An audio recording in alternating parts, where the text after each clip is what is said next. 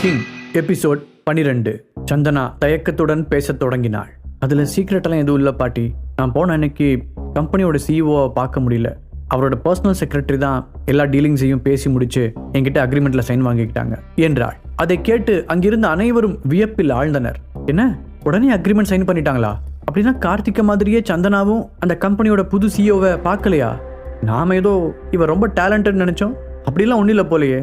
அந்த சிஇஓ நல்ல மைண்ட் செட்ல இருக்கும்போது இவ போனதுனால இவளுக்கு ஈஸியாக கான்ட்ராக்ட் அடிச்சிருக்குன்னு நினைக்கிறேன் என்று ஆளாளுக்கு ஒன்றை பேசத் தொடங்கினார்கள். அனுராதாவின் அருகில் உட்கார்ந்திருந்த கார்த்திக் அதையெல்லாம் கேட்ட பிறகு சந்தனாவை ஏளனமாக பார்த்தான்.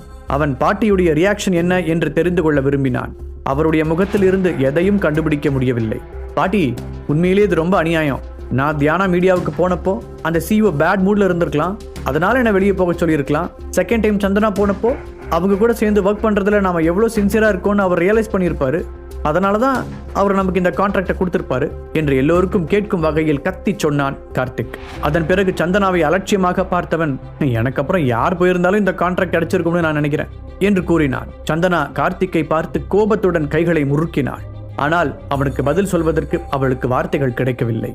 கார்த்திக்கை எப்போதும் ஒருபடி மேலாக நேசிக்கும் அனுராதா அவன் சொல்வதை கவனமாக கேட்டுவிட்டு அதை ஆமோதித்து பேசுவது போல தலையசைத்தவர், கார்த்திக் சொல்றது சரிதான் சந்தனா, நீ அந்த கான்ட்ராக்டை ரொம்ப ஈஸியா வாங்கிட்ட. பட் அதுக்கு காரணம் நீ இல்ல.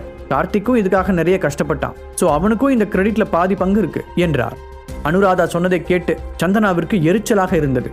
ஆனால் அவருடன் ஆர்கியூ செய்யும் தைரியம் அவளுக்கு இல்லை. தான் செய்த ஒன்றின் கிரெடிட்டை கார்த்திக் திருட முயற்சிப்பது வெளிப்படையாக தெரிந்தது. பாட்டி சொன்னதை கேட்டு கொஞ்சம் கூட கூச்சமே இல்லாமல் கார்த்திக் சந்தோஷமாக சிரித்தான். ஹரிஷின் கூர்மையான கண்கள் அங்கு நடக்கும் எல்லாவற்றையும் கவனித்துக் கொண்டுதான் இருந்தது. கார்த்திக் எந்த அளவிற்கு சந்தனாவை தான் ஹர்ட் செய்கிறோமோ அதைவிட பல மடங்காக தனக்கு திரும்ப கிடைக்கும் என்று தெரியாமல் ஆடிக்கொண்டிருந்தான். கார்த்திக் ரொம்ப உற்சாகமாக பாட்டியிடம், பாட்டி, இந்த குடும்பத்தோட நல்லதுக்காக நான் எவ்வளவு வேணாலும் அவமானப்பட தயாரா இருக்கேன். இப்ப கூட தியான மீடியா ரித்திகா அப்படிங்கிற புது கிளையண்டோட கான்ட்ராக்ட் சைன் பண்ணதா கேள்விப்பட்டேன். நானும் அந்த ரித்திகா கூட நாளைக்கு பேச்சுவார்த்தை நடத்த போறேன். நீங்க வேணா பாருங்க, இந்த தடவை எந்த சொதப்பலும் இல்லாம இந்த டீலிங்கை சூப்பரா முடிச்சுட்டு வரேன் என்று சவால் விடுவது போல கூறினார். ஏஜே கம்பெனி ஆல்ரெடி தியானா மீடியாவோடு ஒரு பேசிக் பார்ட்னர்ஷிப்பை ஏற்படுத்தி கொண்டிருப்பதால் இனி அவர்களுக்கு இது போன்ற கிளையண்ட்களுடன் பேச்சுவார்த்தை நடத்துவது மிக எளிதாக இருக்கும். கார்த்திக் இப்பொழுது தனக்கு ஒரு சரியான சான்ஸ் கிடைத்திருப்பதாக நினைத்தான். அவன் மட்டும் அந்த ரித்திகாவுடனான பேக்கேஜிங் டீடைலை சரியாக முடித்துவிட்டு வந்தால் பாட்டி நிச்சயமாக அவனை தலையில் தூக்கி வைத்து கொண்டாடுவார் என்று அவனுக்கு தெரியும். கார்த்திக், உண்மையிலேயே நீ ரொம்ப பொறுப்பான பையன். இந்த பிசினஸுக்கும் எங்க குடும்பத்துக்கும் கிடைச்ச பெரிய சொத்து நீ. எல்லாத்தையும் ஒன்ன நம்பி விடுறேன். நீ கண்டிப்பா அது பெரிய லெவலுக்கு கொண்டு வருவேன்னு எனக்கு தெரியும். அனுராதா அவனை புகழ்ந்து தள்ளினார். அனுராதா பாட்டி கார்த்திகை மட்டுமே பாராட்டுவதைக் கண்டு சந்தனா நொந்து போனாள். திலகாவும் அவளும் ஒருவரை ஒருவர் பார்த்து கொண்டனர். திலகா அவளுடைய கையின் மேல் தன்னுடைய கையை வைத்து ஆறுதலாக அழுத்தி கொடுத்தார்.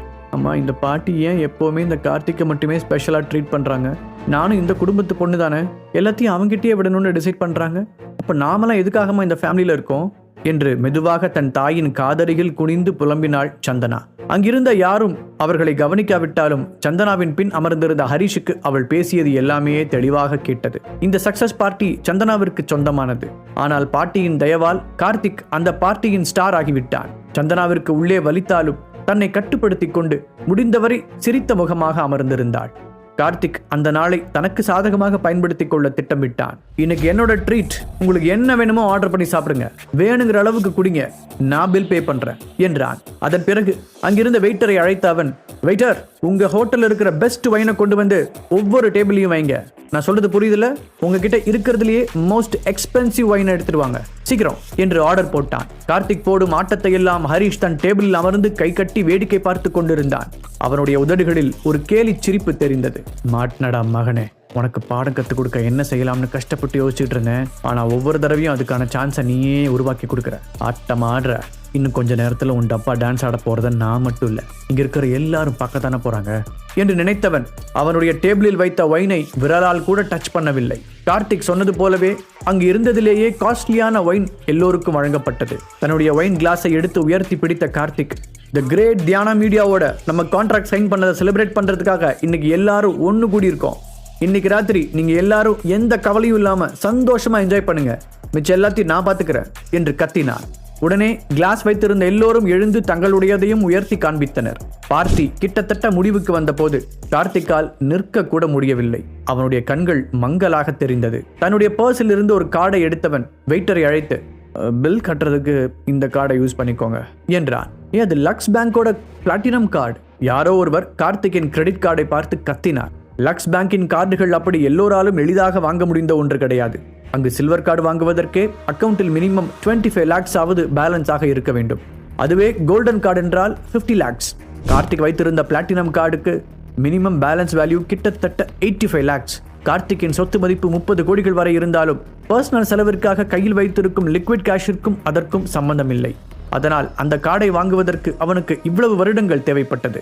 2 வருடங்களுக்கு முன்புதான் அந்த கார்டை சொந்தமாக்கி இருந்தான். கார்த்திக் அவனுக்கு பக்கத்தில் உட்கார்ந்திருந்த அக்ஷராவை பெருமையாக பார்த்தான். அக்ஷராவிற்கு இந்த அமௌண்ட் எல்லாம் ஒரு பெரிய விஷயம் இல்லை என்றாலும் இந்த வயதில் கார்த்திக் சொந்தமாக அந்த கார்டை வாங்கியிருக்கிறான் என்பது அவளுக்கும் ஆச்சரியமாகத்தான் இருந்தது.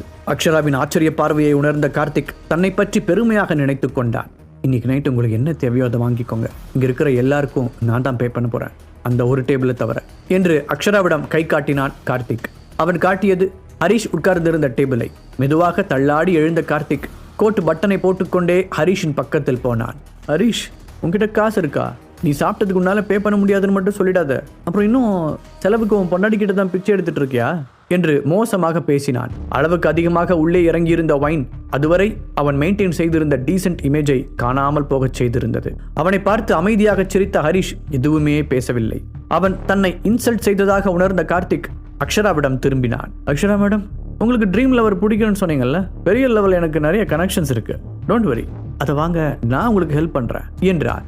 ஏற்கனவே அவனுடைய இன்டீசென்ட் பிஹேவியரை பார்த்து முகத்தை சுளித்த அக்ஷரா கொஞ்சம் கூட சிரிப்பே இல்லாமல் உங்க அன்புக்கு ரொம்ப தேங்க்ஸ் என்று பதிலளித்தாள். முதல்ல நீ ஒழுங்கா நிக்கிறதுக்கே இன்னொருத்தர் ஹெல்ப் தேவைப்படும் போல, இதுல நீ அந்த பொண்ணுக்கு ஹெல்ப் பண்ண போறியா? மைண்ட் வாய்ஸில் பேசிய ஹரிஷ் முகத்தில் எந்த உணர்ச்சியையும் காட்டாமல் அமர்ந்திருந்தான். கார்த்திக் திரும்பவும் ஏதோ சொல்ல வந்தபோது அவன் கார்டை வாங்கி கொண்டு சென்ற வெயிட்டர் அவனின் பக்கத்தில் வந்தார். Karthik sir, I'm very sorry, இந்த கார்டில் இன்னைக்கு நைட்டுக்கான பில் மொத்தத்தையும் பே பண்ற அளவுக்கு அமௌண்ட் இல்லை என்றார். என்ன விளையாடுறீங்களா? இந்த கார்டோட லிமிட் என்னன்னு தெரியுமா? கிட்டத்தட்ட 85 lakhs. இன்னைக்கு நைட்டுக்கான பில்லை பே பண்றதுக்கு இந்த அமௌண்ட் பத்தாதுன்னு என்கிட்டயே வந்து சொல்றீங்களா? கார்த்திக் நம்ப முடியாமல் கேட்டான். கோபத்தில் அந்த வெயிட்டரின் காலரை பிடிக்க அவன் முயற்சி செய்ய அங்கிருந்தவர்கள் அவனை தடுத்து நிறுத்தினார்கள். அவர்கள் வந்திருப்பது சென்னையில் பிரபலமான 5 ஸ்டார் ஹோட்டல். என்னதான் கார்த்திக் குடிபோதையில் இருந்தாலும் அங்கிருந்த மற்றவர்கள் சற்று நிதானமாகத்தான் இருந்தார்கள். பிரச்சனையை உண்டாக்க நேரமோ இடமோ இது இல்லை என்பது அவர்களுக்கு புரிந்தது. அந்த வெயிட்டர் ஒரு ஸ்டெப் பின்னால் நகர்ந்து நின்று கொண்டு, சாரி சார், நான் உங்களுக்கு இன்ஃபார்ம் பண்ண மறந்துட்டேன், இன்னைக்கு உங்களோட பில் அமௌண்ட் 1,75,00,000 என்றார். அதை கேட்டு கார்த்திக்கிற்கு ஹார்ட் அட்டாக் வராதது உண்மையில் அதிசயம்தான். What, 1 crore? 1 night டின்னருக்கா? அப்படின்னா நாங்க கோல்டு பிஸ்கட்டியா சாப்பிட்டோம் என்று அதிர்ச்சியுடன் கேட்டான். அவ்வளவு நேரம் இருந்த போதையெல்லாம் ஒரே நிமிடத்தில் தெளிந்திருந்தது. நீங்க ஏமாத்த பாக்குறீங்க, முதல்ல உங்க மேனேஜரை வர சொல்லுங்க, நான் அவர்கிட்ட பேசிக்கிறேன் என்று கத்தினான். தன்னுடைய இருக்கையை விட்டு எழாமல் அமர்ந்திருந்த ஹரிஷ் ஒரு வார்த்தை கூட பேசாமல் அங்கு நடப்பதை வேடிக்கை பார்த்தான். கடைசியில் அவனால் சிரிப்பை அடக்க முடியவில்லை. கார்த்திக், உண்மையிலே நீ ஒரு முட்டாள். இன்னைக்கு ஃபுல்லா நீ ஒரு பெரிய பணக்காரனா நடிக்க ட்ரை பண்ண, அதுக்காக யோசிக்காம நீ செஞ்ச விஷயம் எங்க கொண்டு வந்து விட்டுருக்குன்னு பாரு என்று நினைத்தான் ஹரிஷ். கார்த்திக் அந்த ஹோட்டலில் இருப்பதிலேயே பெஸ்ட் வைன் பாட்டில் ஒன்றை ஒவ்வொரு டேபிளுக்கும் வைக்க சொன்ன போதே கடைசியில் இப்படித்தான் நடக்கும் என்பது ஹரிஷ் எதிர்பார்த்திருந்தான். அங்கிருந்தவர்களுக்கு அதை பற்றிய விவரங்கள் தெரிந்திருக்காது. வேர்ல்டு லெவலில் டாப் பிளேஸில் இருக்கும் வைன்களில் ஒன்றை இந்த ஹோட்டல் அவர்களுக்கு வழங்கியது. அதன் பெயர் கிராண்ட் க்ரூ.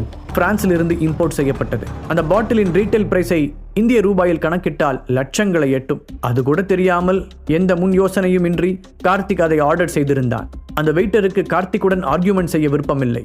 அவர் அந்த ஹோட்டல் மேனேஜரை அழைத்து வந்தான். மேனேஜர் அங்கு வந்ததும் கார்த்திக் அவரிடம் சென்று, இப்படிதான் நீங்க பிசினஸ் பண்ணுவீங்களா? என்ன எல்லாரும் சேர்ந்து என்னை ஏமாத்த பாக்குறீங்களா என்று தகராறு செய்தான். மிஸ்டர் கார்த்திக், நீங்க தான் எங்க கிட்ட இருக்கிற பெஸ்ட் வைனை சர்வ் பண்ண சொன்னீங்க, அதைத்தான் நாங்களும் செஞ்சோம்.